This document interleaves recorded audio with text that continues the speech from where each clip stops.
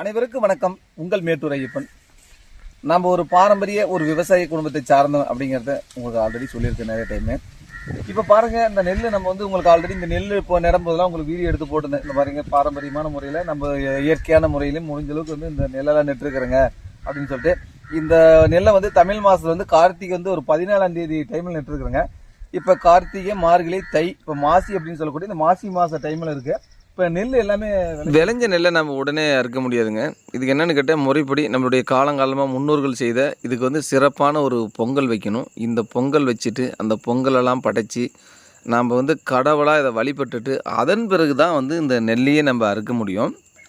நம்மளுடைய முன்னோர்கள் வந்து சிறப்பாக இந்த மாதிரி செயல்பாடெலாம் செஞ்சுருந்துருக்காங்க. இதை சொல்லப்போனால் என்னுடைய தாத்தா, அதே மாதிரி என்னுடைய அப்பா, இப்போ சொல்லப்போனால் பாரம்பரியமாக நாங்களும் இதே மாதிரி தான் செஞ்சுட்ருக்கேன். சொல்லப்போனால் எங்களுடைய குடும்பமே ஒரு காலங்காலமாக ஒரு விவசாய குடும்பம் அப்படின்னு சொல்லலாம். முன்னோர்கள்லாம் வந்து சிறப்பான முறையில் அவங்க வந்து பார்த்திங்கன்னா இதுக்கு ரசாயனமே இல்லாமல் இந்த பகுதியில் பார்த்திங்கன்னா கொளிஞ்சி அப்படின்னு சொல்லக்கூடியது ஏராளமாக கிடைக்கும்.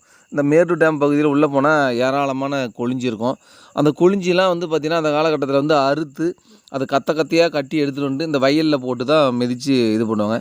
அது மட்டும் இல்லாமல் பக்கத்தில் சொல்லப்போனால் இந்த மாதிரி கரடு மலை அப்படி சின்னதாக இருக்கும்போது பார்த்திங்கன்னா அங்கே வெலேரி அப்படிங்கிற தலை இருக்கும். அந்த வெளியேறி தலையை என்ன பண்ணுவாங்கன்னா கேட்டால் அதை ஃபுல்லாக அறுத்துட்டு வந்துட்டு அந்த வெளியேறி தலையெல்லாம் போட்டு இந்த வயலில் போட்டு அடித்து அப்போ தான் அந்த மாதிரி சிறப்பாக நெட்டிருக்காங்க. அப்போல்லாம் பார்த்திங்கன்னா அவ்வளோ அற்புதமான முறையில் அந்த சாப்பாட்டை வந்து வீட்டில் சமைக்கும் போதே கும்முன்னு அந்த சாப்பாடு மணக்குமா.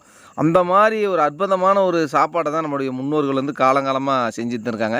இப்போ காலகட்டத்தில் தான் ரசாயன உரம் அப்படி இப்படின்னு போயிட்டு மண்ணு கெடுறதும் இல்லாமல் மனுஷனும் கெட்டு போயிடுறாங்க. காரணம் என்ன கேட்டால், இந்த ரசாயனத்தை சாப்பிட்டு எல்லா உடல் கடலாம் கெட்டு போயிடுது. ஆனால் இருந்தாலும் நம்மளுடைய வயலுக்காக வேண்டி இதுக்கு எந்த ஒரு ரசாயனமுமே அதிகமாக பயன்படுத்தாமல் இயற்கையான முறையில் தான் இந்த நெல் கொண்டாந்துருக்கேன்.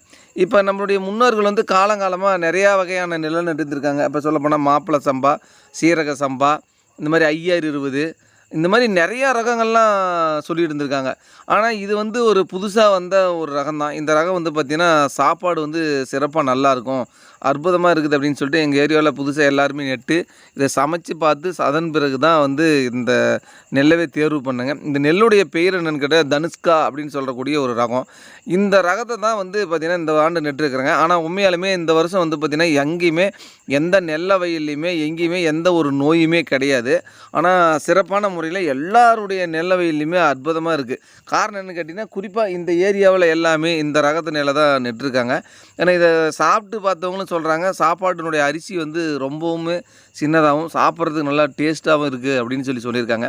சொல்லப்போனால் நான் ஒரு 10 ஆண்டுகளுக்கு பிறகு ரொம்ப நாள் வந்து பார்த்திங்கன்னா அந்த வெயில் அடித்து அந்த நெல்லே நடலை. அது மட்டும் இல்லாத தண்ணி எங்கள் ஏரியாவில் வந்து தண்ணி அப்படிங்கிறது வந்து எல்லா ஏரியா மாதிரிலாம் இல்லை. எங்களுக்கு தண்ணி இங்கே குறிப்பிட்ட அளவு வந்தால் மட்டும்தான் அங்கே நாங்கள் நெல்லே நட முடியும். அந்த தண்ணிக்காக எதிர்பார்த்துட்டு இருப்போங்க. சொல்லப்போனால் ஒரு 2-3 ஆண்டுகளுக்கு பிறகு இந்த வருஷம் தான் எங்களுக்கு இந்த தண்ணியே கிடைச்சிது.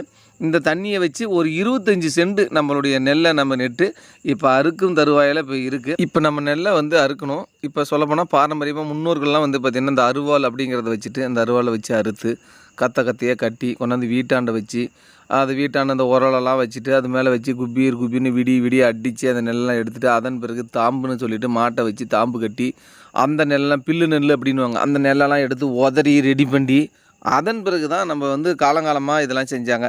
இப்போ ஒரு குறிப்பிட்ட காலத்தில் அது என்னென்னு கேட்டிங்கன்னா, இப்போ இந்த வண்டி டிராக்டர்லேயே ஒரு வண்டி கொண்டாந்து வச்சு அந்த வண்டியை அறுத்து கத்தையாக கட்டி அதில் உள்ள நெல் செமைகள்லாம் உள்ளே எடுத்து போட்டு அதில் அடித்து நெல்லை தனியாக எடுத்து இருந்தாங்க. ஒரு குறிப்பிட்ட ஆண்டுகளாக இந்த மாதிரி வேலை நடந்துது. ஆனால் இப்போ காலகட்டத்தில் இப்போ நவீனமாக வந்து பார்த்திங்கன்னா இந்த மிஷினை டிராக்டரோட சொல்ல போனால் அந்த நெல் கதிர் இருக்கும் இந்த மிஷினை வந்து ஈந்திரத்தை கொண்டாந்து அப்படி நெல் வயலில் அப்படியே விட்டுட்டா அந்த நெல் வயலில் இருக்கக்கூடிய அதே மிஷினை உள்ளே விட்டு அறுத்து அதே சொல்லப்போனால் நெல் எல்லாமே சுத்தமான நிலையில் ரெடி பண்ணி வச்சுருது.